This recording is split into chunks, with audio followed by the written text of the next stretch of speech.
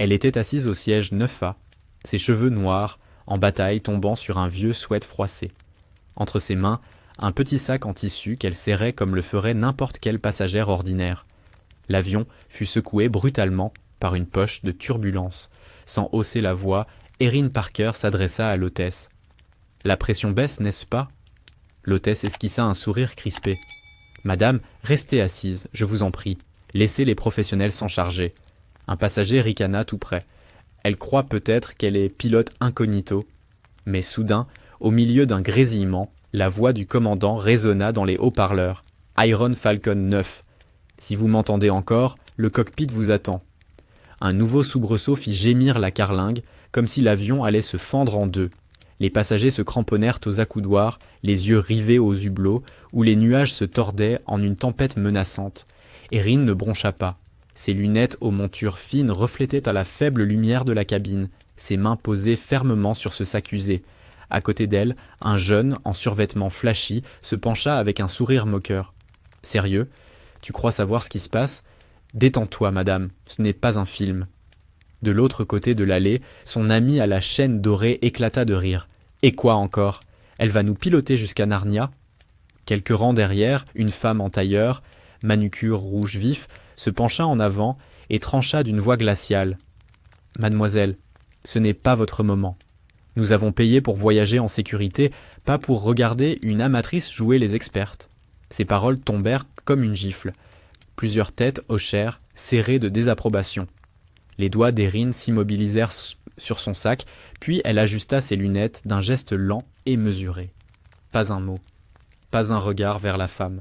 Le silence autour d'elle devenait plus lourd que les secousses, comme si elle contenait quelque chose de plus vaste que la peur du moment. L'hôtesse, une blonde aux boucles serrées dont le badge indiquait Kelly Moore, passa précipitamment, le sourire effacé, remplacé par une inquiétude visible. Elle s'arrêta à hauteur d'Erin, sa voix coupante. « Madame, calmez-vous, s'il vous plaît. Vos paroles mettent les autres mal à l'aise. » Erin leva les yeux, impassible. « Ce n'est pas moi qui secoue l'avion, » dit-elle d'un ton bas, factuel. Kelly, déstabilisée, détourna le regard et marmonna sur les passagers qui se prennent pour des experts. En face, une femme d'âge mûr, vêtue d'un gilet rose criard, se pencha avec une douceur fausse. « Chérie, tu t'en mêles trop. Laisse l'équipage faire son travail. Personne n'a besoin d'une héroïne de pacotille au rang 9. » Son mari, chauve et rougeau, approuva en jetant un coup d'œil méprisant aux jeans élimés et aux baskets usées d'Erin. « Sans vouloir offenser, mais on ne dirait pas vraiment que tu appartiens au cockpit. » Toute la rangée fixait maintenant Erin, certains chuchotant, d'autres éclatant de rire sans retenue. Elle se contenta de replacer ses lunettes, ses doigts mesurés, comme si elle comptait intérieurement jusqu'à 10. L'avion trembla à nouveau, plus violemment. Un enfant éclata en sanglots quelques sièges plus loin. Les lumières d'onde vacillèrent et un frisson de panique parcourut la cabine. Un homme en polo, rouge de colère, se leva et pointa Erin du doigt. « Toi, arrête ton numéro, tu fais flipper mon gamin !» Sa femme tenta de le retenir, mais il se dégagea. « Je ne resterai pas là à regarder une inconnue en hoodie jouer à la pilote. » Erin resserra une seconde l'étreinte sur son sac, puis relâcha la pression. Son regard croisa celui de l'homme, ferme, inébranlable, avant de se détourner vers le hublot où le ciel n'était qu'un chaos de gris et de noir. Le garçon au survêtement ricana de nouveau, se penchant vers elle. « Et quoi ? Tu vas contrôler la météo aussi ? Calme-toi, fille en hoodie. » Son copain reprit plus fort. « Je parie qu'elle fait partie de ces dingues complotistes. Elle doit croire que l'avion est tenté. » Des rires éclatèrent, secs, méchants, plus tranchants que le bourdonnement des moteurs. Erin ouvrit alors son sac et en sortit un petit carnet écorné.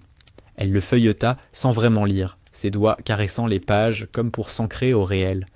La femme au cardigan rose leva les yeux au ciel. « Génial. Elle a un journal intime.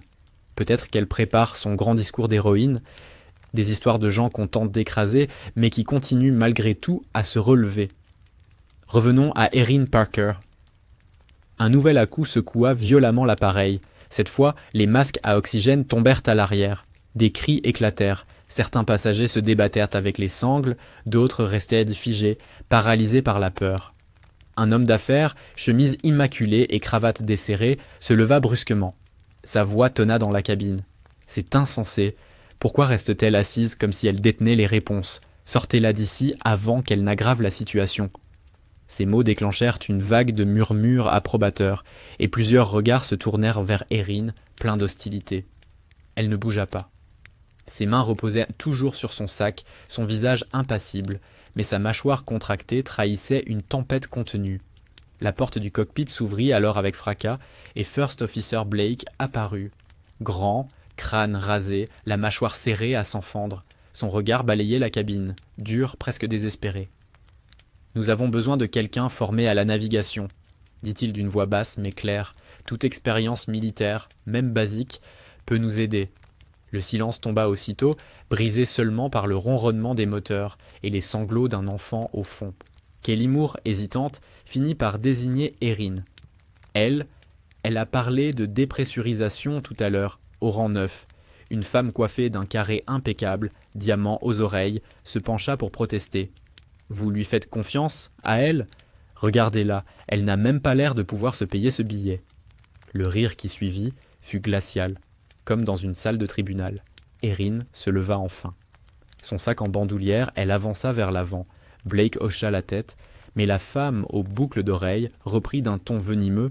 « C'est une erreur. Vous nous mettez tous en danger pour une inconnue. » Erin s'immobilisa une seconde, sa main effleurant le dossier d'un siège, puis reprit sa marche, sereine, imperturbable. Les yeux du copilote restaient ainsi fixés sur elle. Il s'avança, pote lourde sur la moquette. « Madame, avez-vous étudié l'aviation ?» Erin leva les yeux, son regard calme, presque trop. « Les altimètres dérivent à de 4 degrés, non ?» murmura-t-elle, avec une précision désarmante. Blake resta bouche ouverte, incapable de répondre, puis acquiesça lentement.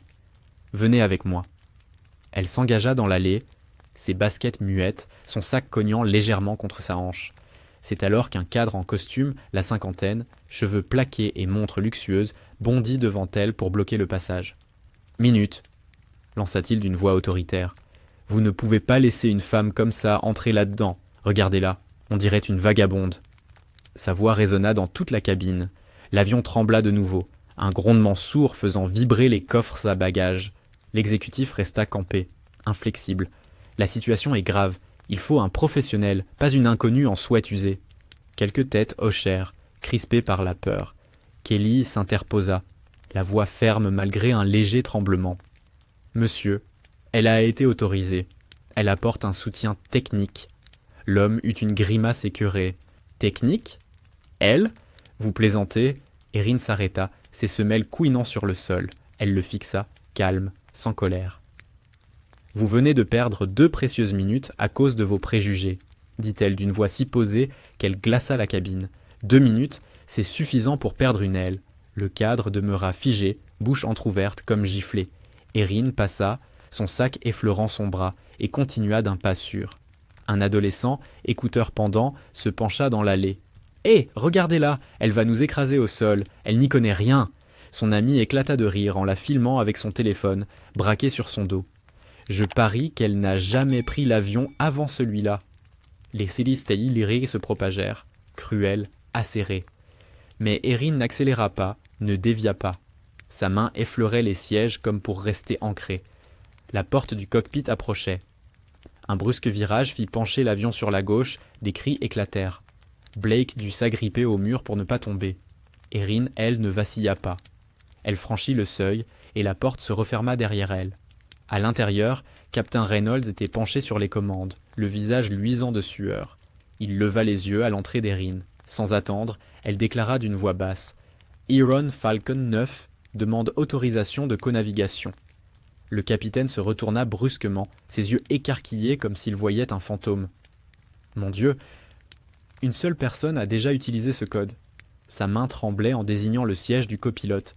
« Iron Falcon 9. On croyait que vous aviez disparu après l'incident du Nevada. » Erin Parker ne répondit pas. Elle glissa simplement sur le siège du copilote d'un geste fluide, parfaitement maîtrisé. « Pas de temps à perdre, » dit-elle. « Votre système de tangage donne de fausses indications. » Elle se pencha, ses doigts frôlant l'écran radar avant de pointer une anomalie. L'altitude réelle est de 800 pieds au-dessus de ce qui est affiché. Le capitaine Reynolds la fixa, les lèvres tremblant, comme s'il voulait protester, mais n'en trouvait pas la force. Il finit par hocher la tête. Déjà, les mains d'Erin s'activaient sur les commandes secondaires, recalibrant avec une rapidité qui contrastait avec ses jeans usés et ses baskets défraîchies. Un grésillement envahit la radio. La voix sèche et autoritaire d'un équipage de renfort de la compagnie claqua. « Aucun passager n'est autorisé à toucher aux commandes, c'est un ordre. » Le capitaine hésita, sa main suspendue au-dessus du micro. Mais avant qu'il ne parle, une autre voix rugit dans les haut-parleurs, dure, inflexible, celle de Marshall Grant, l'agent de sécurité. « Je n'autorise pas une personne rayée des systèmes de défense à intervenir. » Erin s'immobilisa, ses doigts toujours posés sur les leviers. Elle tourna légèrement la tête, juste assez pour croiser le regard du capitaine. Alors commençait à appeler les secours, pour récupérer les corps. Le visage de Reynolds se décomposa, blême. Mais First Officer Blake s'avança, ferme, décidé. « Je prends la responsabilité, laissez-la faire. » Erin tira le siège du copilote, enfila le casque d'un geste si naturel que les mains du capitaine se figèrent. Pas un sourire, pas une hésitation. Elle ajusta les commandes avec une précision mécanique. Dehors, les nuages s'amoncelaient, sombres, menaçants. Elle, pourtant, ne voyait que les écrans. Ses gestes précis comme s'ils avaient été répétés 1000 fois. Le souffle court, Reynolds la regardait, murmurant pour lui-même « Elle agit comme en zone de combat ». Les yeux d'Erin croisèrent les siens un bref instant avant de revenir aux instruments. Son silence pesait plus que n'importe quelle réponse. Dans la cabine, l'ambiance se dégradait. L'exécutif en costume avait regagné son siège, mais il maugréait à voix haute au voisin, un gestionnaire de fonds en cravate de soie. Si elle se plante, qui portera la responsabilité ? Exactement, approuva l'autre, huileux. Personne ne sait qui elle était. Et si c'était une hackeuse ? Une femme en blazer de créateur, chignon serré, renchérie. On dit qu'elle a été effacée des registres de défense, probablement jugée en cour martiale, ou pire. Une jeune mère, son enfant serré contre elle, fixait la porte du cockpit, les yeux brillants de peur, mais aussi d'une fragile espérance. Elle murmura à sa voisine « Et si c'était la seule capable de nous sauver ?» La vieille femme au foulard noué secoua la tête.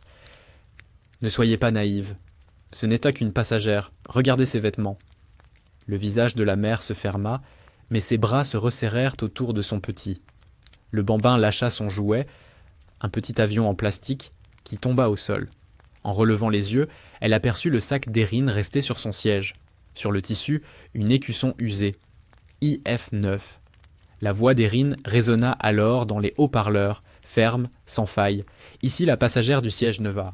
Préparez-vous à une descente contrôlée. Restez assis. Un silence de plomb s'abattit sur la cabine. Tous les regards convergèrent vers les haut-parleurs. Le visage de Marshall Grant se durcit, mais il se rassit. Puis la voix de Blake retentit, nette, professionnelle. « J'assume !» Elle prend les commandes. Un frémissement parcourut l'avion, certains médusés, d'autres furieux. La femme en cardigan rose chuchota à son mari. « Il la laisse piloter, elle !» Dans le cockpit, les mains d'Erin restèrent fermes. Ses yeux passaient des écrans au hublot, où se dessinaient les montagnes rocheuses, silhouettes acérées et impitoyables. Elle abaissa un interrupteur, ses doigts réveillant un vieux système de navigation par relief oublié de la plupart des pilotes. L'écran clignota, révélant une carte brouillée du terrain. Le capitaine Reynolds, tendu, hésita. « Vous utilisez EcoWave ?»« C'est le seul système qui ne nous ment pas, » répondit-elle sans détour. Un bip discret résonna. Erin fronça les sourcils, ajusta un cadran, ses gestes chorégraphiés par l'expérience. Le capitaine eut un mouvement nerveux, comme pour reprendre la main, mais se retint. Les chiffres d'altitude se stabilisèrent enfin. Dehors, les nuages se fendirent un instant, laissant entrevoir un mince ruban de ciel clair. Les lèvres d'Erin se pincèrent, comme si elle percevait une issue invisible aux autres. Blake, fasciné, murmura « Vous avez déjà fait ça, n'est-ce pas ?» Ses doigts s'arrêtèrent une fraction de seconde, puis reprirent. Son silence était une réponse en soi. L'appareil bascula doucement, sans à-coups. Les vibrations cessèrent. L'aiguille de la pression remonta. Les voyants d'alerte s'éteignirent les uns après les autres. Erin régla encore l'altitude, guidant l'avion à travers un étroit couloir, entre les nuages et les montagnes, géants noirs et muets qui défilèrent sous eux. « Comment saviez-vous » demanda Blake, incrédule. Erin ne répondit pas. Ses mains demeurèrent sur les commandes, son visage impénétrable. Sous sa manche, une cicatrice fine, presque invisible, courait le long de son poignet gauche avant de disparaître dans l'ombre de sa peau. Une hôtesse plus jeune que Kelly Moore, la voix tremblante et une planchette serrée contre elle, entra dans le cockpit. « Madame, les passagers, ils veulent savoir qui vous êtes. Ils ont peur. » Erin Parker ne leva pas les yeux, fixés sur les commandes. « Dites-leur de s'attacher et de rester calme, » répondit-elle d'un ton égal, comme si elle commandait un café. L'hôtesse hésita, puis hocha la tête et recula. La porte se referma doucement derrière elle. Le capitaine Reynolds souffla, presque pour lui-même. Elle vient d'exécuter une manœuvre qu'on n'enseigne que dans les manuels de zone de guerre. Les mains d'Erin restèrent stables, mais ses épaules se contractèrent imperceptiblement, comme si un souvenir trop proche venait de la frôler. Dans la cabine, une fillette d'à peine 6 ans, couette et ours en peluche dans les bras, tira la manche de sa mère. « Maman, c'est une super-héroïne » La femme, fatiguée dans sa veste en jean, hésita, puis sourit doucement. « Peut-être bien, ma chérie, elle fait quelque chose d'extraordinaire. » Le jeune en survêtement, qui avait tant fanfaronné, ricana encore, mais le son manquait de force. L'exécutif, lui, était resté silencieux, bras croisés, les yeux baissés vers le sol. La femme au blazer, elle, fixait son téléphone, comme si elle attendait une notification qui lui dicterait quoi penser. Un vieil homme aux mains noueuses, veste rapiécée au coude, se leva lentement, ignorant les regards hostiles. Il s'approcha du siège vide d'Erin, y trouva son petit carnet abandonné. Il l'ouvrit, parcourut quelques pages, puis le referma avec une gravité respectueuse. « Ce n'est pas n'importe qui, » déclara-t-il d'une voix rugueuse mais assurée, tenant le carnet en l'air. « Ce sont des journaux de vol, des journaux militaires. » Un silence lourd s'installa. Tous les regards se posèrent sur le petit livre usé, comme si son poids révélait une vérité plus grande que leurs doutes. À cet instant, l'avion retrouva son aplomb. Le ronronnement des moteurs était redevenu régulier, presque apaisant. La voix d'Erin résonna dans les haut-parleurs. « Ici la passagère du siège 9A. Nous sommes bien stabilisés. Préparez-vous pour l'atterrissage dans 20 minutes. » La cabine éclata de soulagement. Des applaudissements, des larmes, des embrassades. Puis la voix du capitaine suivit, plus basse, presque solennelle. « Ici le commandant Reynolds. Nous devons nos vies à la passagère du rang 9. » La fillette applaudit de ses petites mains, son visage illuminé de joie. Marshall Grant, l'agent de sécurité, détourna le regard, la mâchoire serrée. L'exécutif resta figé, le teint blême, les yeux perdus dans le vide. Alors que l'avion descendait, un jeune homme en hoodie tapait frénétiquement sur son ordinateur portable. Il chuchota au voisin, une étudiante au sac à dos. « J'ai trouvé quelque chose. Regarde, Iron Falcon 9, sur un vieux forum, il y a des années. Un pilote de l'Air Force qui a sauvé une mission au Nevada. C'est elle. » Les yeux de l'étudiante s'écarquillèrent. Elle murmura, presque inaudible. « Elle est réelle. » Le jeune homme hocha la tête, ses doigts courant encore plus vite sur le clavier, comme s'il voulait déterrer la vérité avant l'atterrissage. L'avion toucha le sol à Los Angeles sans la moindre secousse, comme si tout n'avait été qu'un cauchemar. Les passagers défilèrent, certains encore tremblants, d'autres riant nerveusement de soulagement. Erin sortit parmi les derniers, son sac sur l'épaule, ses baskets muettes sur le tarmac, pas un mot, pas un regard pour les remerciements. Elle marcha vers le terminal, ses cheveux sombres attrapant la lumière artificielle de l'aéroport. Le garçon en survêtement la suivit du regard, son éternel rictus envolé. « Mais c'était qui au juste ?» marmonna-t-il à son ami, qui se contenta de secouer la tête. Plus tard, lors d'une conférence de presse, Thomas Reed, le porte-parole de la compagnie aérienne, se tenait devant les caméras. « Nous sommes reconnaissants pour cet atterrissage en sécurité, » dit-il, sa cravate parfaitement nouée. Notre équipage a géré une situation inédite avec professionnalisme. Une journaliste l'interrompit. Les passagers affirment qu'une femme du rang 9 a sauvé l'avion. Qui était-elle ? Reed marqua une courte hésitation, puis afficha un sourire calculé. Juste une passagère chanceuse qui a su réagir. Nous n'avons pas son nom. Un murmure parcourut la salle, entre crédulité et scepticisme. Pendant ce temps, Erin était déjà loin, traversant l'aéroport, son sac heurtant légèrement sa hanche à chaque pas. Une jeune femme probablement étudiante, la rattrapa, son téléphone en main. « Attendez, montrez votre visage, juste une seconde, que les gens sachent qui vous êtes. » Erin s'arrêta, de dos d'abord. Puis elle se retourna. Ses yeux étaient calmes, mais lourds d'un poids invisible. « Ils n'ont pas besoin de mon visage, » dit-elle doucement, mais fermement. « Ils sont en vie, ça suffit. » Elle reprit sa marche, disparaissant bientôt dans la foule. La jeune femme resta plantée là, son téléphone levé, incertaine de ce qu'elle venait de voir. Dans un salon de l'aéroport, un groupe de passagers du vol s'était réuni, encore secoué. La femme aux boucles d'oreilles brillantes croisa les bras, le visage fermé. « Je n'y crois pas une seconde. Tout ça, c'est de la chance. Ce n'est pas une héroïne. » Le vieil homme au manteau rapiécé posa le carnet d'Erin sur la table. « Ce n'est pas de la chance, dit-il avec gravité. Ce sont des coordonnées, des trajectoires. Écrites à la main. Elle a déjà traversé l'enfer. » Le silence retomba. La femme détourna le regard, ses diamants scintillants, son assurance fissurée. Une semaine plus tard, l'histoire s'était répandue partout. Les téléphones des passagers inondaient Internet de vidéos tremblées. On distinguait Erin Parker dans le cockpit, ses mains fermes sur les commandes, son visage impassible alors que l'appareil se stabilisait. Les commentaires oscillaient entre admiration et incrédulité. Qui est cette femme ? Une légende, forcément. Pourquoi se cache-t-elle ? La compagnie, elle, restait muette, répétant la même ligne officielle, une passagère chanceuse. L'exécutif du vol, lui, fut filmé à la sortie de son bureau, esquivant les questions, le visage empourpré. « Je ne savais pas », répétait-il, comme si cela suffisait à se justifier. Puis vint la cérémonie des médailles, un petit événement discret pour des civils ayant accompli quelque chose d'exceptionnel.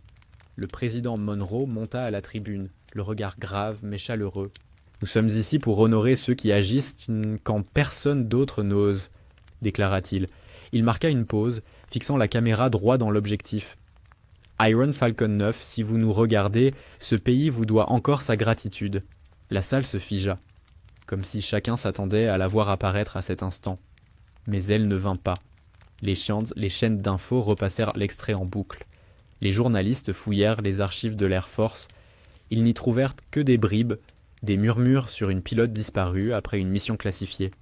Un passager du vol, un trentenaire discret, qui n'avait presque pas parlé pendant l'épreuve, posta une vidéo en ligne. Tremblante, filmée de son siège, on y voyait la silhouette d'Erin marchant vers le cockpit, son sac en bandoulière. « C'est elle, » dit-il d'une voix brisée. « Elle n'a pas tenu compte de ce qu'on pensait. Elle nous a juste sauvés. » La vidéo devint virale, atteignant des millions de vues. Les commentaires se remplissaient de récits personnels, des gens rejetés, méprisés, ignorés, qui se reconnaissaient dans son ombre. Le visage d'Erin n'y apparaissait jamais clairement, mais sa présence, elle, refusait de s'effacer. De retour en Arizona, Erin travaillait dans un petit garage, ses mains pleines de cambouis, un carburateur démonté sur l'établi. La radio, calée sur une station de rock classique, fut interrompue par un flash d'actualité. La voix du président Monroe envahit la pièce. Elle ne leva pas les yeux, resserrant simplement un boulon. Ses gestes restaient réguliers, précis. Sur son poignet, sous une trace de graisse, brillait un tatouage discret. IF-9. Le signe scintilla une seconde avant de disparaître quand elle essuya sa main sur un chiffon. Le propriétaire du garage, un vieil homme à barbe grise et à la démarche claudicante, Frank Dalton, passa la tête par la porte. « T'as entendu, Erin ? Ils parlent encore de ce pilote héroïque. » Elle hocha à peine la tête, visage fermé. « Oui, » répondit-elle, attrapant une clé. « Ça a l'air d'une belle histoire. » Il ricana doucement et retourna à l'avant-boutique. Erin reprit son travail, le ronronnement de la radio en arrière-plan. Le monde continuait sans elle. Mais les passagers de ce vol, eux, ne l'oublièrent jamais. La petite fille à l'ours en peluche dessina une femme en hoodie pilotant un avion. Sa mère encadra le dessin dans le salon. Un mois plus tard, l'exécutif perdit son poste, renvoyé en silence après que ses propos eurent tourné en boucle sur les réseaux. La femme au cardigan rose cessa de se vanter de son statut privilégié en ligne. Son dernier poste avait été envahi de milliers de commentaires indignés. Marshall Grant, lui, fut rétrogradé à un simple poste de bureau. Son nom restait attaché à l'incident comme une cicatrice publique. Personne ne connaissait le vrai nom d'Erin. Pourtant, il la ressentait, à chaque vol, à chaque fois qu'il levait les yeux vers le ciel.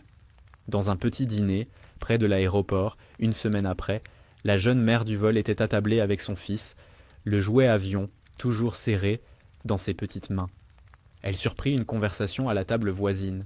Un groupe de pilotes évoquait la mystérieuse femme du vol 472. « Personne ne vole ainsi sans entraînement, » dit l'un d'une voix basse, empreinte de respect. La mère sourit, les yeux embués, et souffla à son enfant. « C'est elle, mon cœur. C'est la dame qui nous a ramenés. » Le petit rit, agitant son jouet sans comprendre le poids de l'instant. Elle n'avait pas besoin de leurs remerciements, pas besoin de leurs excuses. Erin Parker continuait d'avancer, ses baskets muettes sur le sol, son sac à l'épaule. Elle avait fait ce qu'elle devait, comme toujours. Et quelque part, au fond de son esprit, résonnait encore le grondement d'un moteur d'avion, désormais régulier, transportant 216 vies jusqu'à la maison. C'était suffisant. Ça devait l'être.